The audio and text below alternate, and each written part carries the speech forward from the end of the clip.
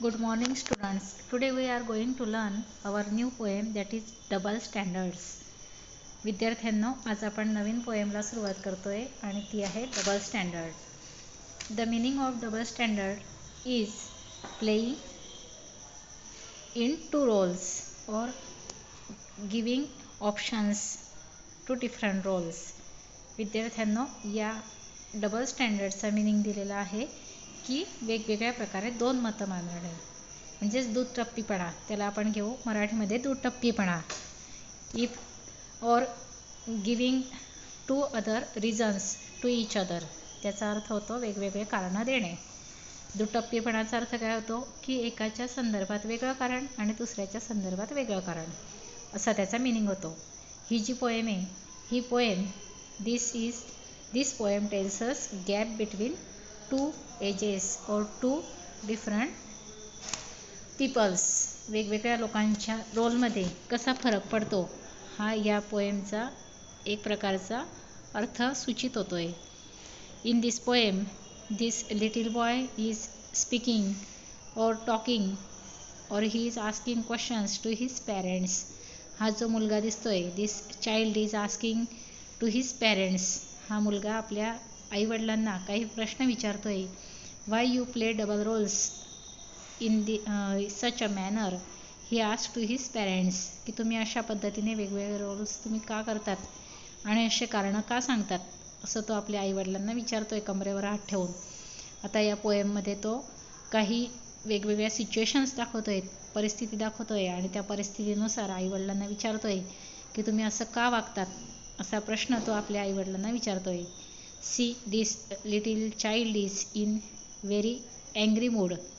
खूप अँग्री मूडमध्ये तो रागावलेला आहे आणि तो रागावलेल्या अवस्थेत आपल्या आईवडिलांना प्रश्न विचारतोय. आता ते आपण जाणून घेऊ. बघा, in this first stanza the boy is asking to his parents, when I wake up late I am getting very lazy. When you wake up late it's the alarm that's crazy. Means when this little child wake up late for his school, parents say that I am getting very lazy. He is getting very lazy. ज्यावेळेस तो उशिरा जाग येते त्यावेळेस आई वडील असं म्हणतात की तो खूप आळशी झालेला आहे, तुला शाळा आवडत नाही. You are not early boy, you are not active boy, you likes to be absent for school. तुला शाळेत अबसेंट राहायला खूप आवडतं, असं ते आईवडील त्याला दोष देतात. But when you wake up late it's the alarm that's crazy. But when parents wake up late it's the alarm that's crazy. They give blame to alarm, they give blame to clock. ज्यावेळेस त्यांना उशिरा जाग येते त्यावेळेस ते काय करतात, they not blame to our self himself but they blame to the clock और alarm. They says that it's the alarm that's crazy. ज्यावेळेस त्यांना आईवडिलांना उशिरा जाग येते तेव्हा ते काय म्हणतात की अरे यात आमची चूक नाही, आज अलार्म वाजलाच नाही, आज अलार्मचा दोष आहे. आणि जेव्हा तो छोटा बाळ उशिरा उठतो तेव्हा ते काय म्हणतात की तू खूप आळशी झालेला आहे, तुला शाळेत जायला आवडत नाही, तू खूप लेट उठतोस. When I say no to something I am being stubborn. आता बघा, फर्स्ट स्टांजामध्ये this boy put situation of getting late, wake up late. या पहिल्या कडव्यामध्ये त्याने कोणती सिच्युएशन दिली आहे, टू वेकअप लेट, उशिरा उठण्याची. आता सेकंड स्टांजामध्ये त्याने कोणती कंडिशन दिली आहे, to say nothing to something, म्हणजे कोणत्या तरी गोष्टीला नाही म्हणणे. नाही म्हणण्याच्या परिस्थितीमध्ये आईवडील कशी भूमिका करतात तर तो सांगतोय ते. When I say no to something I am being stubborn. ज्यावेळेस मी कुठल्या गोष्टीला नाही म्हणतो तेव्हा तुम्ही काय म्हणतात की तो खूप उद्धट झालेला आहे. ही इज बिंग स्टबबॉर्न, कधी बदलणारा मुलगा नाही तो. ही इज स्टबबॉर्न, खूप वाया गेलेला आहे, उद्धट झालेला आहे. When you say no to something you are being firm. पण तुम्ही जर कुठल्या गोष्टीला नाही म्हटलं तर तुम्ही मला काय उत्तर देतात, no we can not do it, we are firm. आम्ही फर्म आहे, आमचा निश्चय दृढ आहे, आम्ही करणारच नाही, तू आम्हाला सांगू नकोस, आमचा निश्चय पक्का ठरलेला आहे, असं तुम्ही सांगतात. Why you play this role about me, this boy is asking to his parents. हा मुलगा त्याच्या आईवडिलांना विचारतोय की असा रोल माझ्याशी का करतात तुम्ही. In the third stanza the boy put situation raising voice, आवाज वाढवणे याबद्दलची परिस्थिती त्याने उभी केली आहे. When I raise my voice it is shocking and rude, ज्यावेळेस मी माझा आवाज उंच करतो किंवा वाढवतो, मोठ्याने बोलतो. You say that it is shocking and I am getting rude, तुम्ही असं म्हणतात की किती विचित्र मुलगा आहेस, किती धक्कादायक मुलगा आहे, खूप मोठ्याने बोलतो, उद्धट झालेला आहे. But when you raise your voice you are teaching me to be good, पण ज्यावेळेस तुम्ही तुमचा आवाज मोठा करतात तेव्हा तुम्ही काय सांगतात, that you say that baby I am teaching you something good, it is good for your future, तुम्ही असं म्हणतात की बाळा मी तुझ्यासाठी चांगलं सांगतोय, मी असं तुला सांगायलाच हवं, शिकवायलाच हवं, म्हणून मी मोठ्याने बोलतोय, तुला जर आम्ही नाही रागवलो तर तू वाया जाशील असं तुम्ही सांगतात. Why you play this role about me, असं तुम्ही का माझ्याशी करतात, असा तो मुलगा खूप रागामध्ये आईवडिलांना प्रश्न विचारतोय. In the fourth stanza the situation is put that to break something. When I break something I am clumsy और केअरलेस, ज्यावेळेस मी कुठली तरी वस्तू फोडतो त्यावेळेस तुम्ही काय म्हणतात, parents say that this boy is getting clumsy, he is careless, की तू निष्काळजी आहे, तू खूप निष्काळजी झालेला आहे, खूप असा अस्तव्यस्त वस्तू करणारा झालेला आहेस, कुठलीच वस्तू व्यवस्थित होत नाही तुझ्याकडनं.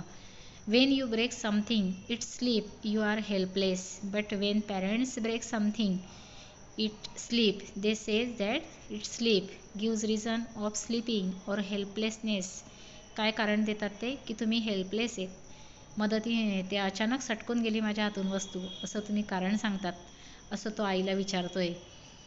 आता प्रत्येक स्टांजामध्ये वेगवेगळी सिच्युएशन कंडिशन क्रिएट केली गेलेली आहेत. In the fifth stanza the poet creates situation of do something wrong, कुठली तरी गोष्ट चुकीची करणे याबद्दलची. When I do something wrong I am such a terror, when you do something wrong it's a forgivable error, जर माझ्याकडनं कुठली गोष्ट चुकीची घडली I am such a terror, मी खूप विचित्र वागतोस, खूप वेगळा मुलगा झालेलो आहे असं तुम्ही म्हणतात. But when you do something wrong it is a forgivable error, पण जर तुम्ही चुकीची गोष्ट केली तर ती माफ करण्यायोग्य असते असं तुमच्या मते तुम्ही सांगतात. आता शेवटच्या 2 स्टांजामध्ये त्यांनी कोणती सिच्युएशन क्रिएट केली बघा. इथं तुम्हाला काही डिफिकल्ट वर्ड्स पण दिलेत. Stubborn means a person does not change the way he acts और things though it may not be nice. स्टबॉर्नचा मिनिंग होतो असा व्यक्ती की जो काहीही बदल करत नाही किंवा कृतीमध्ये बदल करत नाही, जरी ती गोष्ट चांगली नसली तरी सुद्धा ज्याच्यात काहीच बदल होत नाही असा व्यक्ती, त्याला स्टबॉर्न म्हणतात. फर्म म्हणजे a person takes a good decision and does not change it. फर्मचा अर्थ असा होतो की एखाद्या व्यक्तीने चांगला निर्णय घेणे आणि तो कधीही न बदलवणे. क्लमझी मीन्स विदाऊट स्किल और नीटनेस. क्लमझीचा मिनिंग मी आत्ताच सांगितला, कौशल्यहीन, की ज्याच्यात कौशल्य कुठलेच नाही. Terror here it means a person who gives great trouble. टेररचा मिनिंग इथं टेररिस्ट नाही होत, तसा व्यक्ती की जो खूप त्रास देतो, तो त्रासदायक मुलगा. Forgivable means if something is forgivable it is not serious and one can stop being angry about it, की जी काही खूप सिरियस गोष्ट नाही आहे, कठीण नाही आहे आणि त्याबद्दलचा राग थांबवणे, माफ करण्यायोग्य. Error means mistake, similar word झाला हा. In the last 2 stanza the poet creates some other situations that is a quarrel with a friend. When I quarrel with a friend I am wild and naughty. जेव्हा मी माझ्या मित्राशी भांडतो तेव्हा तुम्ही असं म्हणतात खूप रानटी मुलगा झालेला आहे, नॉटी खोडकर आहे, रोज कंप्लेंट्स आणतो शाळेमधून. When you quarrel with a neighbour you are only doing your duty. पण जर तुम्ही तुमच्या शेजाऱ्यांशी भांडत असतात you say that you are only doing your duty, तुम्ही कर्तव्य म्हणून मांडतायत असं तुम्ही दर्शवतात मला. So I am always wrong and you are always right. म्हणून in your opinion, in parents opinion this child is always wrong. म्हणून आईवडिलांच्या मतानुसार मुलगा हा सतत चुकीचाच असतो. And you are always right, आणि तुम्ही सतत बरोबरच असतात. Oh why do people grow up and spoil the child's delight. अरे लोक का मोठे होतात आणि लहान मुलांचा आनंद का स्पॉईल करतात म्हणजे हिरावून घेतात असं हा question this little boy puts to his parents. हा प्रश्न त्या छोट्या मुलाने आईवडिलांना विचारला आहे की तुम्ही सुद्धा लहान होते तेव्हा अशाच कृती करायचे आणि लोक मोठे का होतात आणि लहान मुलाचा आनंद का हिरवतात. या गोष्टी नॉर्मली प्रत्येक व्यक्ती लहानपणी करत असतात.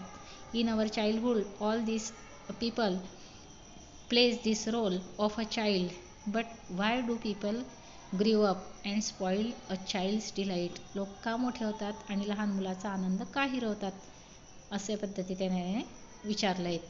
In this whole poem different situations are put before us. वेगवेगळ्या सिच्युएशन्स आपल्या समोर उभ्या केलेल्या आहेत.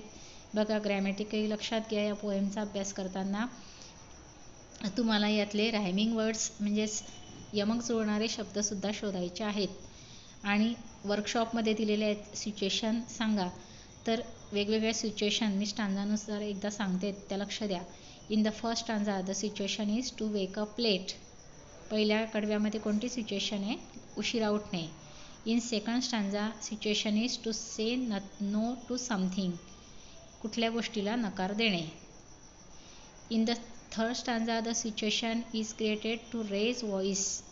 आवाज उंचावणे ही परिस्थिती दिलेली आहे. Fourth stanza the situation is to break something. कुठली तरी वस्तू फोडणे.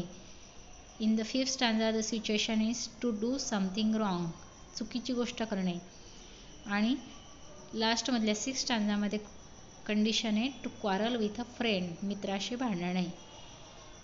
And last of all the poet says dad's always doing wrong. सतत चुकीचं करणे हे आईवडिलांच्या मतानुसार आहे.